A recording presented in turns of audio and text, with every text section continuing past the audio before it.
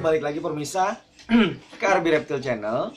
Udah lama juga nih nggak naikin namanya edukasi baru atau materi baru.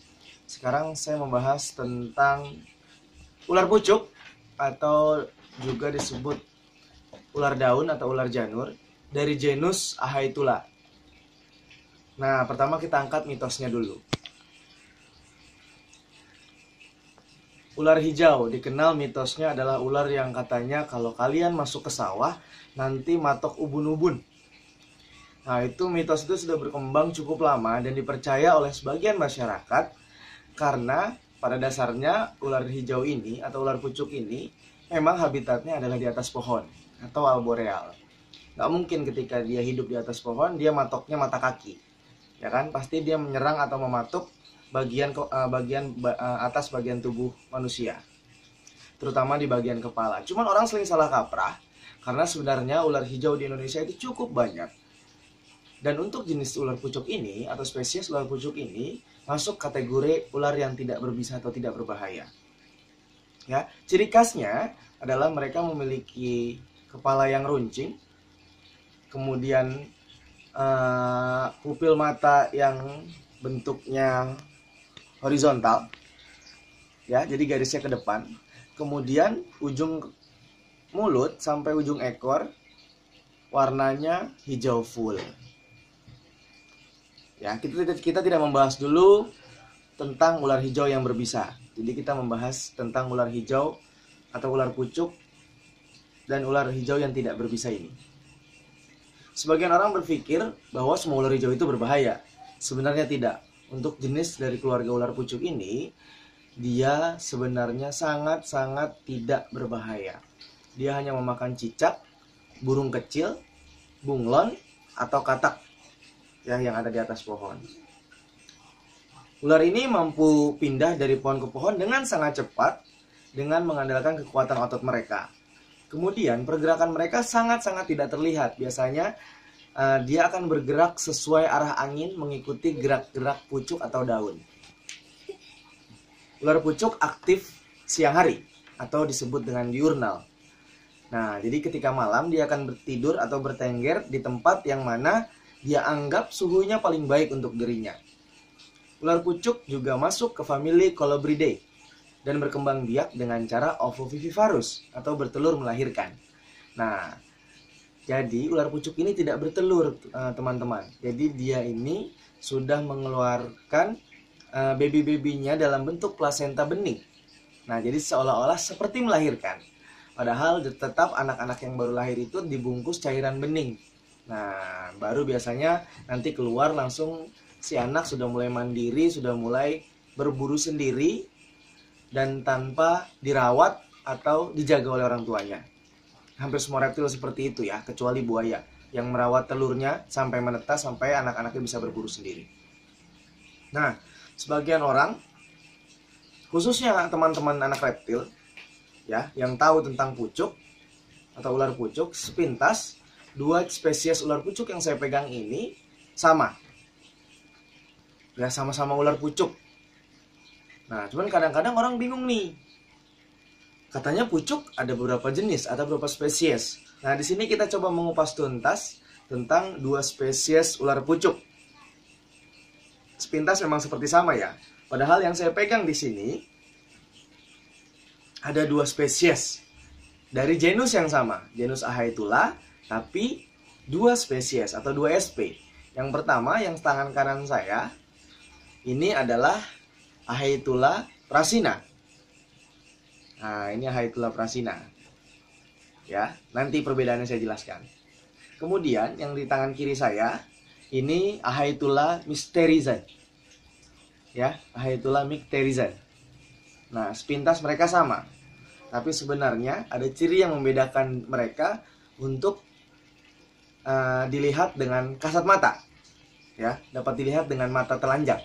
Tidak perlu pengamatan yang mendalam atau tes DNA. Nah, itu udah cukup sulit lah. Itu udah kalangan-kalangan peneliti lah ya.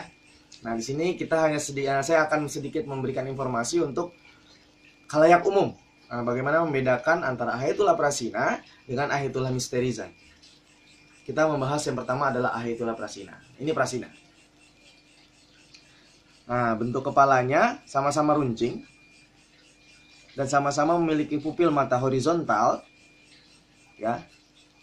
Kemudian postur warna, dia warna hijau full, persis sama. Kemudian yang ini adalah si Michterizan. Nah, ini si Michterizan. Lihat. Nah, bagian dagunya atau sisik ventral, bagian bawahnya, Michterizan cenderung lebih cerah atau lebih berwarna putih. Sedangkan Prasina, warna dia hampir serupa dengan warna sisik dorsal atau sisik atas. Ya. Nah, kita coba jejer. Ya, biar teman-teman bisa melihat perbedaannya secara mendetail. Nah, kita jejer dua jenis ular ini. Lihat. Prasina, Michterizan. Bentuk kepalanya berbeda. Ya. Pupil dari Michterizan itu lebih besar dibandingkan Prasina jika perbandingan kepalanya sama besar. Nah, namun di sini ukuran si Prasina di atas ukuran si Michterizan. Jadi yang bawahnya Michterizan, yang atas Prasina. Kemudian ciri-cirinya lagi adalah dari bagian sisik labial atau bagian bibir bagian bawah atau juga bibir bagian atas supralabial, si Michterizan warnanya cenderung lebih putih. Ya, sedangkan Prasina warnanya hijau menyerupai sisik bagian atas kepala. Ya, kemudian di bagian sisik ventral itu bagian bawah, jumlah, ya kita ngebahas jumlah sekarang. Sebentar, saya taruh sini yang satu. Jumlah sisik ventral pada Prasina ini berjumlah lebih dari 200 sisik. Ya, nih sisik yang ini nih. Ventral nih. Ini dihitung dari leher bagian sini. Nah, kelihatan kan teman-teman, dari leher bagian sini sampai anal atau lubang kloaka bagian sini itu berjumlah lebih dari 200 ruas sisik. Prasina, lebih dari 200 ruas sisik. Nah, untuk Michterizan, sisik ventralnya yang bagian bawah ini terlihat kan lebih putih dibandingkan Prasina, tapi warna tidak menjadi patokan untuk identifikasi. Nah, kita bayangkan kalau mereka dua-duanya albino, itu akan cukup sulit. Nah, untuk Michterizan, sisik ventral bagian bawah dari leher sebelah sini sampai anal juga bagian sini, Michterizan memiliki jumlah sisik di bawah 200. Di bawah 200. Jadi bisa juga disimpulkan ukuran Ahaitulah Prasina jauh lebih panjang dibandingkan Ahaitulah Michterizan. Ya, ukuran maksimalnya. Jadi sisik ular jumlahnya tidak akan pernah berubah meskipun ukurannya baru sebesar lidi sampai ukuran maksimal. Jumlahnya tetap sama. Ya, hanya ukuran dari sisik-sisik itu akan bertambah besar. Nah, jadi identifikasi terbaik adalah menghitung jumlah sisik mereka, bukan dari warna. Nah, tapi kita di sini hanya untuk teman-teman yang umum ya. Jadi kita akan coba identifikasi semudah mungkin. Ya, dari tadi bentuk kepala. Kemudian, nah, di bagian kepala ini, mereka memiliki jumlah sisik yang sama. Nah, ini agak sedikit sulit. Sisik supralabial atau bibir bagian atas, si Prasina dan Michterizan sama-sama berjumlah 8-9. Ya. Kemudian untuk sisik labial atau bibir bagian bawah, itu berjumlah, kita hitung dulu sebentar. 1, 2, 3, 4, 5. Ya. Ada 5. Ada 5. 1, 2, 3, 4, 5, 6. Kemudian kalau untuk si Michterizan ada 1, 2, 3, 4, 5. Ya, 5. Antara 5 dan 6 berarti untuk labialnya. Nah, supralabial dan labial. Kemudian untuk sisik bagian atas, dia juga memiliki sisik yang sama. Ya.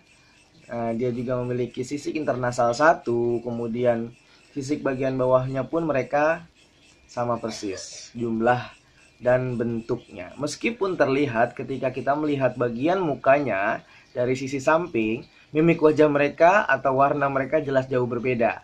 Tapi beberapa peneliti awal seperti Bapak taksonomi Linnaeus dan lain-lain, jumlah sisik perpaduan dua sisik si Prasina dan Michterizan memiliki jumlah sisik wajah yang sama.